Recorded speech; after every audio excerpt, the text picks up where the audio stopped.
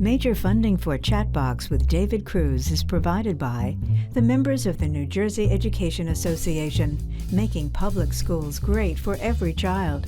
Promotional support for Chatbox with David Cruz is provided by Insider NJ, a political intelligence network dedicated to New Jersey political news. Insider NJ is committed to giving serious political players an interactive forum for ideas, discussion, and insight.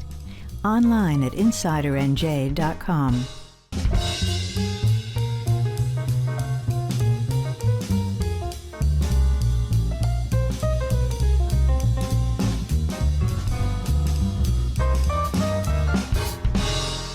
Hey everybody, welcome to Chatbox. I'm David Cruz. America will celebrate its sesquicentennial next year. That's 250 years. And the story of how we came to be is as important now as it's ever been. So we're spending the entire show today with one of America's most celebrated documentary filmmakers who's brought to life in his singular style the story of the Civil War, the history of baseball, jazz, the Brooklyn Bridge, and so much more. His latest work takes on the American Revolution in a way you've never seen before. It's a pleasure to welcome Ken Burns to Chatbox. Ken, great to meet you. Welcome. Thank you, David. It's great to be with you. Thank you also, first off, for jazz and baseball, my two favorite subjects, and two documentaries that I refer back to all the time, so appreciate that.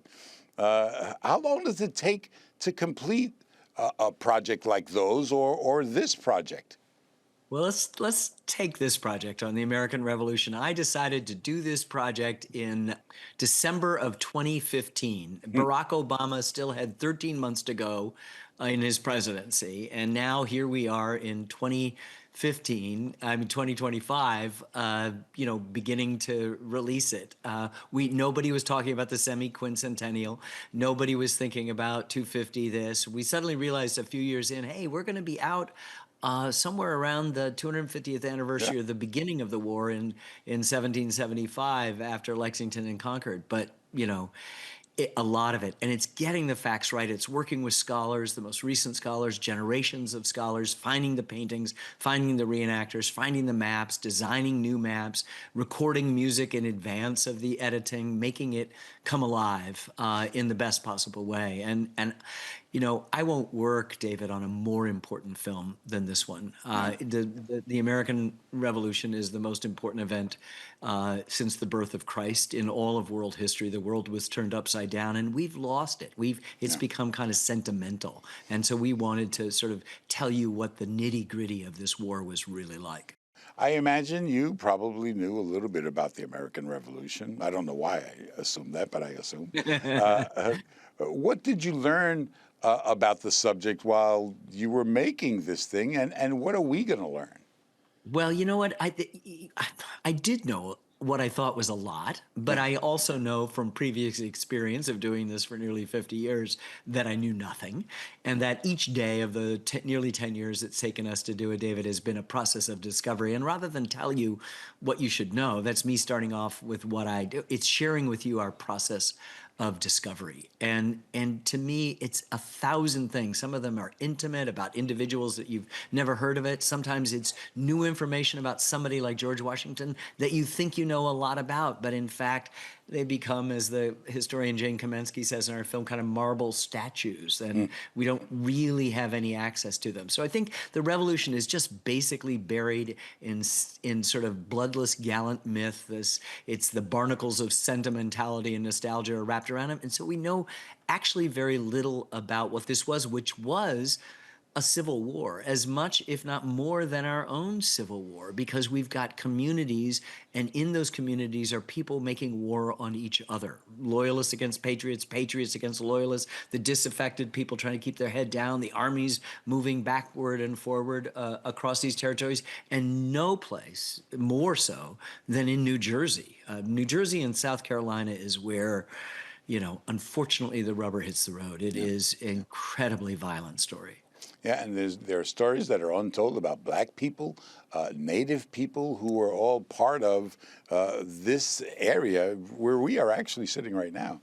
We who made were all an part of effort in this. our maps to tell that. So you'll see big cities like Trenton and Philadelphia, not so big then, Philadelphia, but you also see what the native peoples were that were around there because they were integrated into those 13 colonies. And then on the western border are all these very important nations, and we treat them distinctly. We just don't say them.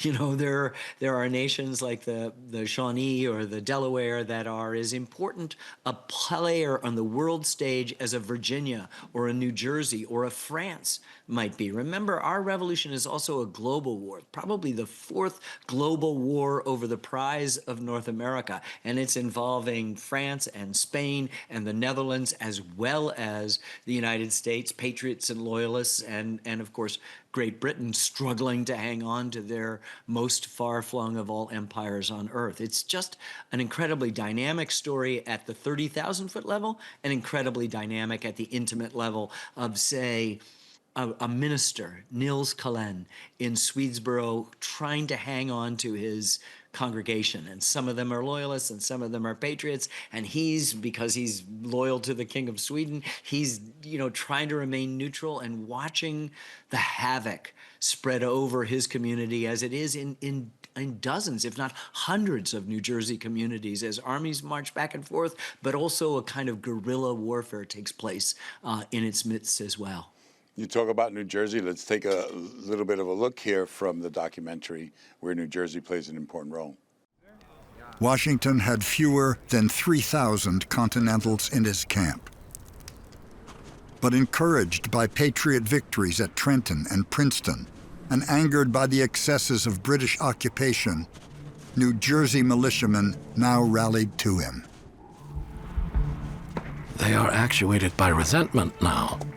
And resentment coinciding with principle is a very powerful motive. John Adams. Whenever British foraging parties ventured from their outposts, Patriots attacked them. At Maidenhead and Quibbletown, Bound Brook and Drake's Farm, Piscataway and English Neighborhood, and at least 50 other places. That winter, more British and Hessian troops were killed fighting over forage than would fall in battle. I don't know that New Jerseyans really know about how big a role the state played in the American Revolution. We kind of downplay that. It's huge, David. I cannot, overemphasize how central New Jersey is to this story. There's a kind of a joke now. George Washington slept here. It really mattered in the Revolution where he slept. And often that place where he slept was in New Jersey. And that's a really important part. After the fall of New York, after Washington loses the biggest battle of the Revolution, the Battle of Long Island, and has to abandon Manhattan, he moves up to White Plains, loses that battle, then comes down and is retreating across New Jersey. And the British think they've got it all pacified. They use the same terms as we use in the Vietnam War. They pacified this province. And people line up to sign a declaration of dependence afterwards, and there's offered amnesty. And then, of course, as an occupying army, they begin to take liberties. They forage, that women are raped, families are destroyed, and all of a sudden the tide turns, and there are more British and Hessian soldiers killed by guerrilla actions, by ambushes, than they are in the three major set-piece battles in New Jersey that we've, at least some of us have heard about. Trenton, of course, everybody's heard about, but Princeton and Monmouth Courthouse, those are the big set-piece battles, but they're happening. Skirmishes and ambushes are happening in hundreds of places, and so it's nitty gritty. It's really the story of the Revolution, writ in an intimate, community by community way. And we've tried to honor that. And then when the war moves south, the same thing happens, particularly in South Carolina. That same kind of Americans killing Americans. We just think it's us with our big ideas. All true, fighting the Brits with their bad ideas. Well, they had the best system of government up to that point, the British constitutional monarchy, but we just came up with a better idea. And the conservatives, the loyalists, which is nothing wrong with that, they just saw all of their prosperity and health and the fact that they own land as issuing from Great Britain. Why would I want to change that? And so I think what happens is the revolution just awakens people, and not just the sort of moneyed, propertied people, but everybody to the possibility of the cause. And so you find native peoples, you find free and enslaved African Americans, you find the Spanish on the southern borders, you find all of these people trying to make decisions about which side to go on, and it's not clear for just about anybody. And the armies are constantly changing. It's so interesting. Yeah, it's not too fine a point, I imagine, to talk about how this subject matter speaks to our current moment. No. Well, I think that we have a discipline, and we've always had that. Mark Twain is supposed to have said, history doesn't repeat itself, but it rhymes. If he said it, it's a perfect thing. No event has ever happened twice, ever. But we do understand that human nature stays the same, and we see that. And we're at a particularly divided moment in our history. And I think it's important to know, A, we've always been divided. And there's no more so than our revolution, our civil war at this moment, at that moment. There's not a period that you could find where we're not divided. But I think we've lost touch with the revolution. There are no photographs, there's no newsreels, so we keep it at a kind of sentimental arm's length. And what we wanted to do was give the reality of the war. It doesn't in any way diminish the big ideas that issue out of Philadelphia. In fact, it makes those big ideas even more impressive. And as I said, there is no more important event in the history of humankind after the birth of Christ than the American Revolution. Everybody before that was a subject under authoritarian rule, and everybody after that, in the United States at least, had the possibility of being a citizen. Now, it wasn't extended to everybody. No women were included. Obviously, black and enslaved blacks were not. Even free blacks couldn't vote. So there's native peoples. There are lots of asterisks, but eventually those words are going to open the door for everybody, and we should be extraordinarily proud. And rather than grab onto the mantle of a particular current political argument, I'd like to say there is something in this film that every single American, regardless of their persuasion, will find an ability to feel proud and inspirited by, because we're umpires calling balls and strikes. We're not interested in putting our thumb on the scale and saying, oh, isn't this so much like today? We're just saying this is one of the great stories in all of human history, and guess what? It's our story. It's complicated, it's undertow, it has a cast of characters like you can't believe, and we sort of reveal who those boldface names are in much more human dimension, and we introduce you to dozens of bottom-up characters that you never have heard of before. And the very fact that you can be on the left or the right or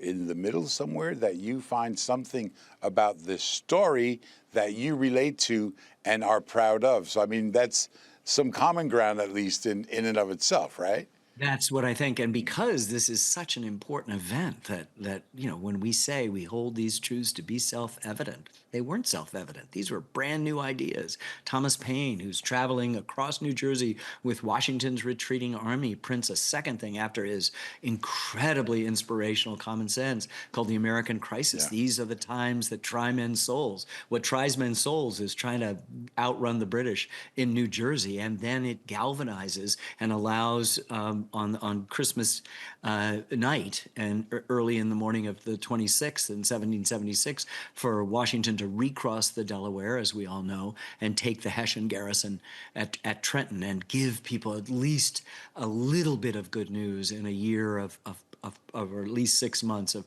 pretty bad and disappointing news as battle after battle is lost. You're going to have lots to talk about when you talk in front of a New Jersey audience. Have you had that experience yet? I have in different places. I'm really looking forward to it. On the 17th of September, we're going to be there at NJ PAC, and I'm very in the afternoon from 1:30 to 3. There are going to be some school kids. There's going to be members of the public. We're going to show clips from the film, but to be able to work with the governor and various members of the delegation and be able to share the story of New Jersey and say, look, It's a central part of this narrative, and we couldn't have told an accurate story of the revolution without it. And I don't think there's a citizen in New Jersey that won't be proud to understand the dynamics. You'll be right off the banks of the Passaic River, which I'm sure played a role Indeed, in the Revolutionary War.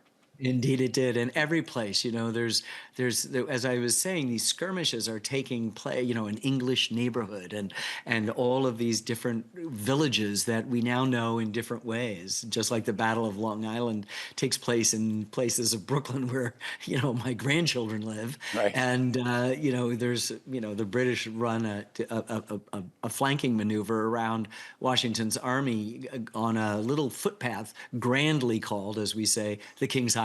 And of course, King's Highway is still there today. So you're a PBS staple. I have to talk to you about this. The network has been devastated by federal cuts and other challenges of the marketplace. I wonder what you've been thinking. How has it impacted this work and plans for works going forward? Well, I'm happy to say, David, it hasn't, influenced this work. It hasn't affected it in that way. But upcoming projects that we're working on have been severely budgets that we thought were there. Money that had been committed have just been taken back and clawed back. And so it's made our job a little bit more difficult. It's such a short-sighted decision. It's going to hurt mostly rural communities that depend on these signals and for not just our superb prime time and children's programming, but also for Homeland Security, continuing education, classrooms of the air, emergency alerts, stuff like that. And so it seems petty and short-sighted. We need to have a place where there's not, we can't have news deserts. And what these rescissions and what these cuts are going to do is create news deserts all across the country where people no longer have somebody like an NJ PBS going to a school board meeting or a city council meeting or a zoning board or understanding the local problems from the time up. All the media is going to be either speculative and subjective, or it's going to be from some larger source that doesn't have an investment in the community, doesn't know the person who lives down the street, doesn't understand how this works, how we're different here in New Jersey than we are, say, where I am in New Hampshire, and how we're very much the same. And I think that's a sad point. The only thing I'll say is that I'm keeping my day job. What should the message be to viewers? What do they need to hear if public media is important to them? So I think that's a really good question. What we know, I don't know the statistics particularly for New Jersey, but what we know is a small fraction of the people who enjoy our programming are members. And I think at this time, it's really important for people to step up, just as we always do in crises. It might be World War II, where you're planting a victory garden, or you're getting your scrap rubber or your scrap metal, and you're donating it. I think now is the time, if you've just been sitting on the fence and equivocating about becoming a member, to become a member so that we can offset the very pernicious, very, as you said, devastating cuts that are happening all across the system. Just a few days ago, PBS let go of many valued employees, people I've worked with for decades, and it's just sad on a purely human level. But we have a human level in which we can respond, and that's to become members, to support it, to argue for the support of public media. I've spent my entire professional life. I could have made money. I've had many, many offers, but I've stayed here because while I could go to somebody and say, hey, look, I need $30 million to do a history of the Vietnam War, those premium cables or those streaming services would give me that, but they wouldn't give me the 10 and a half years it took me to make the Vietnam War series.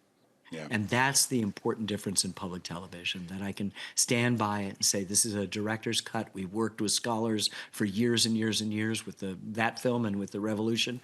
And I assume mistakes will be made, but this reflects the most recent scholarship and is true. It's fact, and you have to do that. We're umpires calling balls and strikes. We live in a culture in which all you want to do is show the highlight film. There's Aaron Judge hitting a home run. What you don't see is him striking out or taking a ball or taking a strike or all the other 8 players that come up. He can't come up every time at bat. Sometimes it's that utility infielder who's going to make or break that game. And I think by calling balls and strikes, you get to know the minister in Swedesboro. You get to know the ordinary soldier. You get to know a woman named Mary Campbell who's attacked by British soldiers in her own home. You get to know the intimacies of the battle as well as the top-down characters like the Washingtons and the Hamiltons. And you took about a decade and a painstaking process. Every piece has to fit together. Every piece. And you know what? We finish it, we lock it, as we call it, and then we unlock it 100 times to add a word perhaps, because a new scholar comes in and said, that word 16, it could be 16, it could be 18, it might be 15. So we go, okay, we'll put perhaps 16, just to be accurate. And people go, why do you fuss so much? It really matters at some level that we have something, and this is the whole story of public media, is that we have some place where people are actually interested in the facts. We live in a world in which people are trying to convince you that up is down and down is up, and I can tell you the difference between that. Yeah, and music plays such an important part. I mean, the jazz documentary, that was easy lift as far as music because it was all there. But you've got to find not only period pieces, but stuff that is relatable, contemporary, and then that is evocative. It's not easy. So smart. And jazz wasn't an easy lift because you had the music background. And then it was foreground, and then it was kind of hyperground. You had to learn how to take it apart. But you're absolutely right. We have Baroque music from Europe and sort of the more formal parts of the colonies. There's Native American music. There's Afro-Caribbean stuff that's going on. There's, the music that enslaved Africans and free Africans are playing. There's Yo-Yo Ma came in and played the cello. We found beautiful Scotch-Irish music that helps do it. And Rhiannon Giddens played for us a lot. So it's been an amazing process. And you know what? Really important, we don't add it at the end. We never score it. Nobody's looking at a picture in the studio. They're actually playing the music. And then our editors will edit what we do to what they did. And if we have to shorten a line of narration, so be it. If we have to extend it, so be it. We'll let the music, which is, as Wynton Marsalis said in jazz, it's the art of the invisible. It's what every other art form aspires to be. Every other art form, whether it's painting or sculpture or documentary films or whatever, it relies on you seeing it. Music is only hearing it. Yeah, and we'd be remiss if we didn't mention the cast. Which is top rate. I mean, you couldn't get this cast for a Hollywood movie.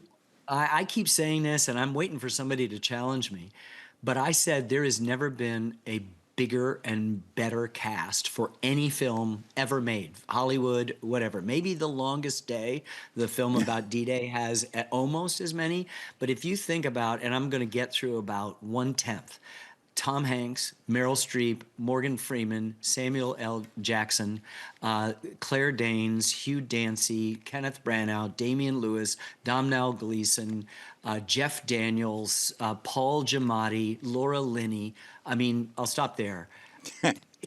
Literally dozens more people who bring to life, reading off camera, the journals, the diaries, the letters, the military dispatches. Josh Brolin is George Washington. Liev Schreiber is Nathaniel Greene, the great general. We have, it's just amazing people who bring to life folks that are now just kind of two-dimensional figures or those marble statues. And Paul Giamatti as Sam Adams, wink, Paul wink. Giamatti as John Adams, yeah. We didn't have Laura Linney reprise Abigail. We had Claire Danes do it, and she's phenomenal. And there's Kenneth Branagh, for example, is like a German officer, a French officer, a British lord, Irish soldier, and American soldier. I mean, you just sort of feel you could give him all the male parts, and that's all you need. He's so talented, and it's been very exciting to work with them, and they've all, done it at the minimum pay, and they've come in and they love it and help bring it alive to us. It's interesting. I brought in Tom Hanks, who I've worked with and is one of the more extraordinary actors of all time. And I said, I'm not going to give you George Washington. I'm going to give you like 10 different quotes from 10 different people. Every single one of those are in. Every single one, because he inhabits them so perfectly. You may say, oh, that's Tom Hanks.